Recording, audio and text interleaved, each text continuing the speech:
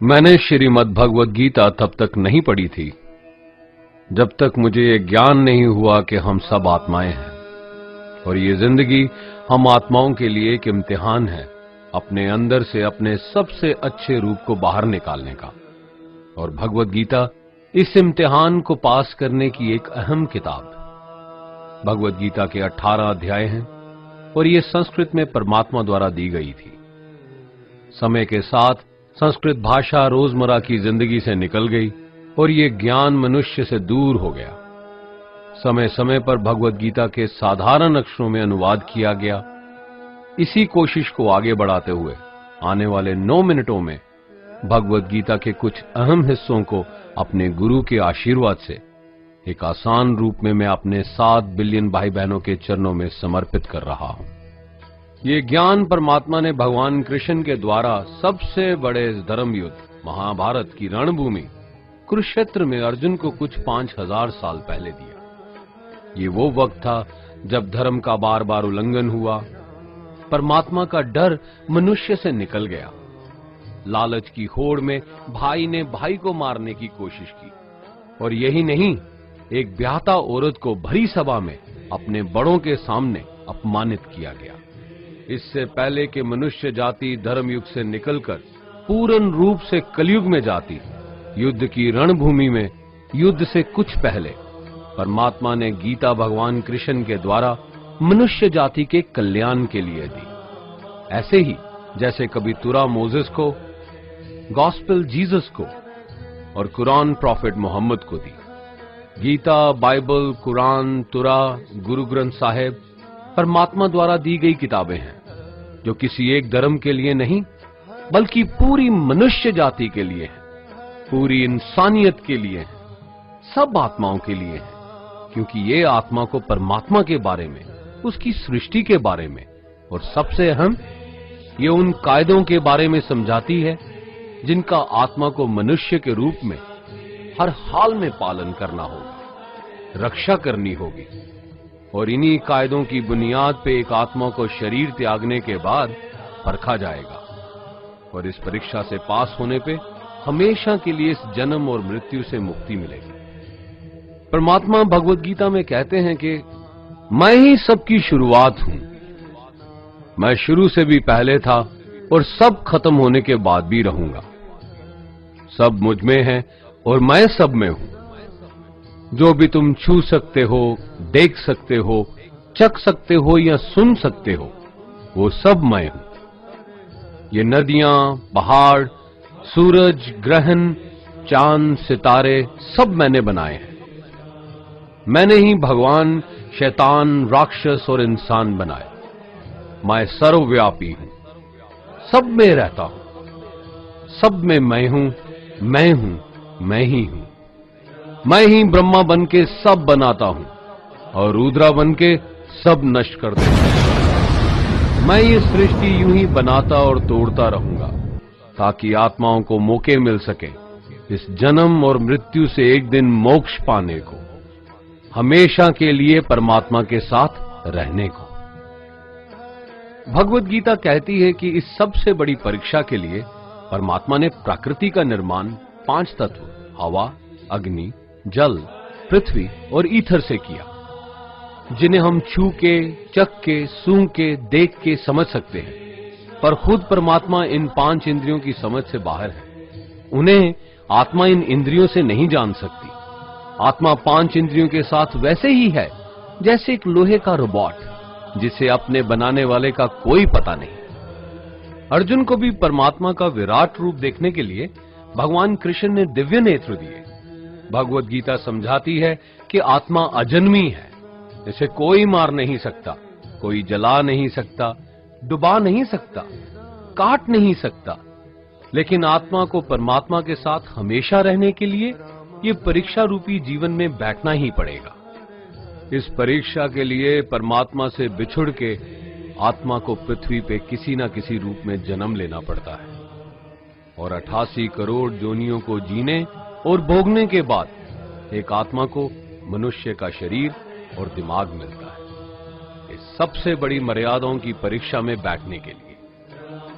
हर मनुष्य को इस पूरी परीक्षा के दौरान तरह तरह की अच्छी और बुरी भावनाओं के चक्रव्यूह में अपने ही भाई बहन या मित्रों के साथ डाला जाता है, जिसमें हर आत्मा को अपने अंदर के तामसिक और राजसिक अवगुणों से निकल के सात्विक जीवन में प्रवेश करने के मौके मिलते हैं। हमारे तामसिक गुण वो हैं जो हमारे अंदर हीन भावना पैदा करके हमें खुद को उदास और नुकसान पहुंचाते हैं, और हमारे राजसिक गुण हमें ईर्ष्यालु और लोभी बना के दूसरों के प्रति नुकसान पहुंचा सकते हैं। इस परीक्षा के दौरान हर आत्मा को तामसिक और राजसिक गुणों को खत्म करके अपने सात्विक गुणों से परिचित होना पड़ेगा।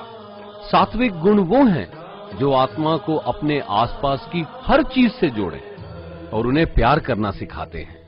परीक्षा के दौरान हर आत्मा को जीवन के चारों स्तंभ धर्म, अर्थ, काम और मोक्ष का ज्ञान पाके ही मुक्ति मिलती है। यही वो द्वार हैं जिन्हें समझ के ही आत्मा परमात्मा को समझ सकती है। पहला द्वार धर्म का है और शेर इसका प्रतीक है। धर्म वही है जो गीता में लिखा हुआ है, वेदों में लिखा हुआ है, गुरु ग्रंथ साहिब, बाइबल या कुरान में लिखा है। धर्म वही है जो धारण किया हुआ है, जिसे आपका दिल मानता है, जैसे झूठ नहीं बोलना, चोरी नहीं करना, भगवान का निरादर नहीं करना, दूसरों को नुकसान नहीं देना, यही सब धर्म है। और हर आत्मा को अपने जीवन काल में हर समय धर्म का पालन करना होगा और उसकी रक्षा करनी होगी। दूसरा द्वार अर्थ का है और घोड़ा इसका प्रतीक है। हर आत्मा अपने हर जीवन काल में अपने पृथ्वी पे होने का अर्थ या मूल कारण समझेगी। इस जिंदगी में भोगने वाली चीजें और रिश्तों का आनंद लेगी। अच्छा बेटा या अच्छी बेटी, अच्छा भाई या अच्छी बहन, अच्छा पति या अच्छी पत्नी बनके हर दुनियावी रिश्ते पर खरी उतरेगी और इस परीक्षा को पास करेगी। तीसरा द्वार काम का है। भगवत गीता समझाती है कि हर मनुष्य के अंदर काम, क्रोध, लोभ, मोह, अहंकार और ईर्ष्या जैसी 6 भावनाएं हमें अपने और दूसरों के प्रति नुकसान पहुंचा सकती हैं। इन भावनाओं को हर मनुष्य को हमेशा अपने नियंत्रण में रखना होगा, क्योंकि इनके बहाव में किया हुआ कोई भी काम हमारे जीवन भर की परेशानी का कारण बन सकता है। और एक आत्मा संतोष और सादगी से इन भावनाओं पे हमेशा के लिए विजय पा सकती है। चौथा स्तंभ मोक्ष का है और हाथी इसका प्रतीक है। इस परीक्षा रूपी जीवन में हर मनुष्य हर समय कुछ इच्छाएं रखता है।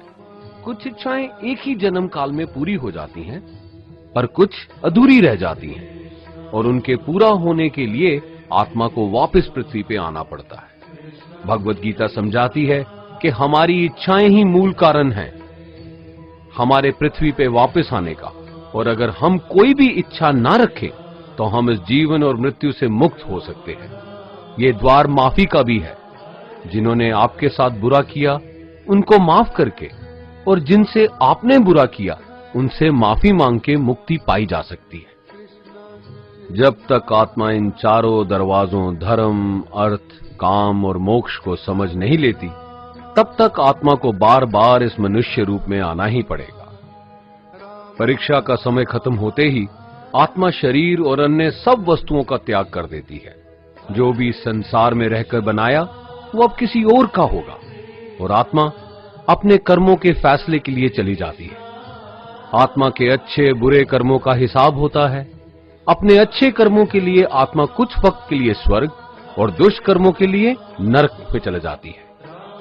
नरक में आत्मा को अपने पापों के अनुकूल सजाएं मिलती हैं, पर सजा खत्म होने के बाद आत्मा को फिर से एक नया शरीर और नया दिमाग मिलता है इस परीक्षा में फिर से बैठने के लिए। और हर परीक्षा में वही सब फिर दोहराया जाएगा जिंदगी के 4 स्तंभ धर्म, अर्थ, काम और मोक्ष को समझने के लिए। हर जन्म में अपने कई जन्मों के कर्मों के हिसाब से हर आत्मा को कभी अच्छे और कभी बुरे हालातों से जाना पड़ता है, लेकिन जब तक आत्मा परमात्मा के साथ योग को नहीं समझ लेती, वो मुक्ति नहीं पा सकती। भगवत गीता समझाती है कि मनुष्य अपने शरीर, दिमाग या दिल से भगवान को पा सकता है। शरीर द्वारा किए कर्मों के माध्यम से परमात्मा को पाने को कर्म योग कहते हैं। ऐसे कर्म जो परमात्मा की इच्छा से हों और दूसरों के कल्याण के लिए हों। वाल्मीकि ने रामायण लिख के, श्रवण ने अपने माता पिता की सेवा और उन्हें 4 धाम की यात्रा करवा के, मदर टेरेसा ने अपने प्यार और सेवा के माध्यम से, और मैडम क्यूरी ने वैज्ञानिक खोज में अपने जीवन का बलिदान देके अपने कर्मों द्वारा परमात्मा को पाया। भगवत गीता समझाती है कि एक आत्मा दिमाग से भी परमात्मा के साथ योग लगा सकती है। इसे राजा योग कहते हैं, क्योंकि दिमाग या मस्तिष्क सब इंद्रियों का राजा है। एक मनुष्य अपनी आस्था, सांस प्रणाली, आसन, अभ्यास, साधना और तपस्या से परमात्मा को इस योग के रास्ते पा लेता है। इस योग को समझने के लिए हमें अपने अंदर की एनर्जीज यानी चक्रा और कुंडलिनी को समझना पड़ेगा। आत्मा मस्तिष्क से मेडिटेशन या ध्यान लगा के परमात्मा के साथ योग लगा सकती है।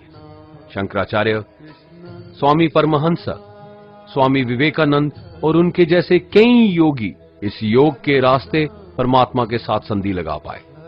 परमात्मा भगवत गीता में कहते हैं कि अगर किसी आत्मा को धर्म ना भी समझ आए, योग ना भी समझ आए, पर अगर वो मेरी शरण में आ जाए तो मैं उसके सारे पाप माफ कर देता हूं। परमात्मा को ऐसी दिल की गहराइयों से पुकार के पाने को भक्ति योग कहते हैं। चैतन्य महाप्रभु, मीराबाई और भगवान हनुमान इस योग के सबसे बड़े उदाहरण हैं। लेकिन कभी आत्मा अपने होने का मूल कारण भूल के धर्म का उल्लंघन करे या पाप के रास्ते पे निकल जाए, तो उसे ठीक करने के लिए परमात्मा खुद किसी रूप में पृथ्वी पे जन्म लेते हैं। आइए श्री भगवत गीता, गुरु ग्रंथ साहिब, तुरा, बाइबल, कुरान या ऐसी किसी भी दीनी किताब को पूरा पढ़ के इस जिंदगी के असली मायने समझें और परमात्मा के साथ योग लगाएं। अगर आपने इसे पसंद किया तो इसे औरों को बांटिए, ताकि सब आत्माएं अपने यहां होने का मूल रूप समझ सकें और इस जन्म और मृत्यु से मुक्ति पाके हमेशा परमात्मा के साथ रह सकें।